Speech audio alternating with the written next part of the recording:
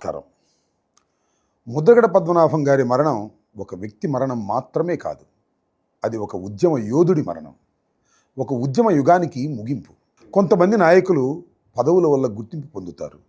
మరికొందరు సంపద వల్ల పేరు ప్రఖ్యాతులు గడిస్తారు.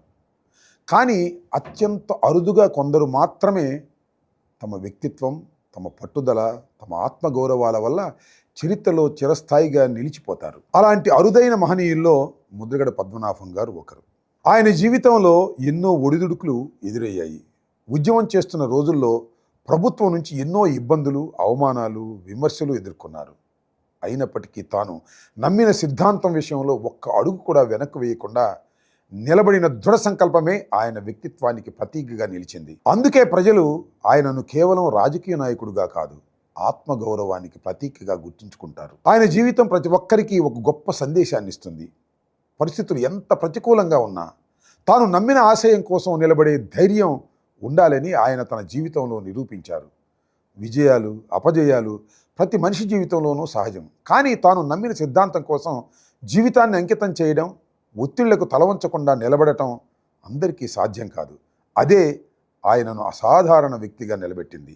కాపు సామాజిక వర్గానికి రిజర్వేషన్లు కల్పించాలనే డిమాండ్తో ముద్రగడ పద్మనాభం గారు చేపట్టిన ఉద్యమం రాష్ట్ర రాజకీయ చరిత్రలో ఒక ప్రత్యేక అధ్యాయం.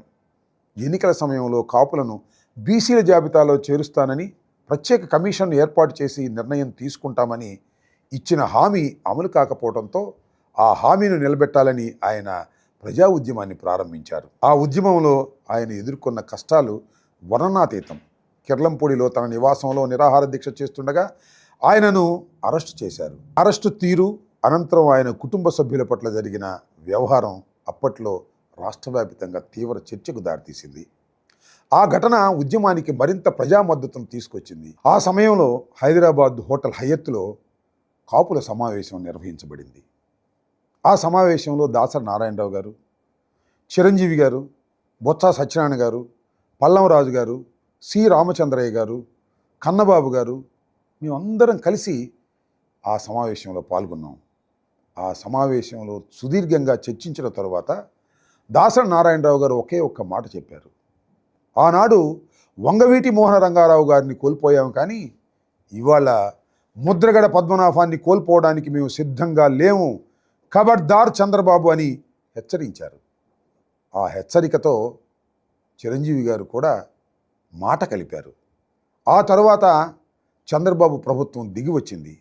ముద్రగడ పద్మనాభం గారిని హింసించుకోకుండా వెంటనే విడుదల చేసింది. అది ఒక వ్యక్తి విజయం మాత్రమే కాదు, ప్రజాస్వామ్య పోరాటానికి లభించిన విజయంగా చరిత్రలో నిలిచిపోయింది. అందుకే ఈరోజు ఒక ప్రశ్న తలెత్తుతోంది.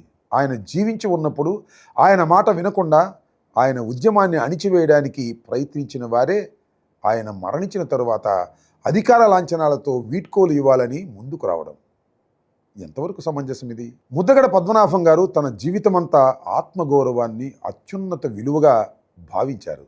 తన చివరి రోజుల్లో కూడా కొన్ని విషయాలపై తన అభిప్రాయాన్ని స్పష్టంగా వెల్లడించారు. అదే నేపథ్యంలో కుటుంబ సభ్యులు కూడా అధికార లాంఛనాలు అవసరం లేదని బహిరంగంగా ప్రకటించారు. కుటుంబం స్పష్టమైన నిర్ణయం ప్రకటించిన తరువాత కూడా ప్రభుత్వ యంత్రాంగం అక్కడికి వెళ్ళడం ఎందుకు? కుటుంబ సభ్యుల మనోభావాలను గౌరవించడం ప్రజాస్వామ్య బాధ్యత కాదా? ఒక కుటుంబం తీసుకున్న నిర్ణయాన్ని గౌరవించకుండా వ్యవహరించడం వల్ల ఎలాంటి సందేశం సమాజానికి వెళ్తుంది? ముద్రగడ పద్మనాభం గారు ఎంత దృఢమైన వ్యక్తిత్వం కలిగిన వాడో అందరికీ తెలుసు. ఆయన ఒకసారి నిర్ణయం తీసుకుంటే దానిపై చివరి వరకు నిలబడే మనిషి. అలాంటి వ్యక్తి జీవితాంతం పాటించిన విలువలను, ఆయన కుటుంబం వ్యక్తం చేసిన అభిప్రాయాన్ని గౌరవించాల్సిన బాధ్యత ప్రభుత్వానికి ఉంటుంది. ప్రభుత్వం ఈ వ్యవహారంపై ప్రజలకు సమాధానం చెప్పగలదా? ఎందుకంటే ప్రజల్లో తలెత్తిన అనుమానాలకు సమాధానం చెప్పాల్సిన బాధ్యత ప్రభుత్వానిదే. ముద్రగడ పద్మనాభం గారి కుటుంబ సభ్యులు కోరుకున్న విధంగానే అంతిమ కార్యక్రమం ప్రశాంతంగా జరగాలని మేము కోరుకున్నాం. ఆయన ఆత్మకు శాంతి చేకూరాలని భావించాం. అనవసర జోక్యాన్ని మేము వ్యతిరేకించాం. దానికోసం మాపై కేసులు పెట్టినా మేము చట్టబద్ధంగానే వాటిని ఎదుర్కొంటాం. అంతేకాదు, చట్టాన్ని అతిక్రమిస్తూ ఎవరైనా వ్యవహరించి ఉంటే వారిపై చట్టపరమైన చర్యలు తీసుకునే హక్కు కూడా వినియోగిస్తాం. చట్టం అందరికీ సమానమే. అధికారంలో ఉన్నారని ఎవ్వరూ చట్టానికి అతీతులు కాలేరు. ముద్రగడ పద్మనాభం గారి జీవితం మనకు గొప్ప సందేశాన్ని అందించింది. పదవులు శాశ్వతం కాదు, అధికారం శాశ్వతం కాదు, సంపద కూడా శాశ్వతం కాదు. కానీ ఆత్మగౌరవం కోసం చేసిన పోరాటం మాత్రం చరిత్రలో శాశ్వతంగా నిలిచిపోతుంది.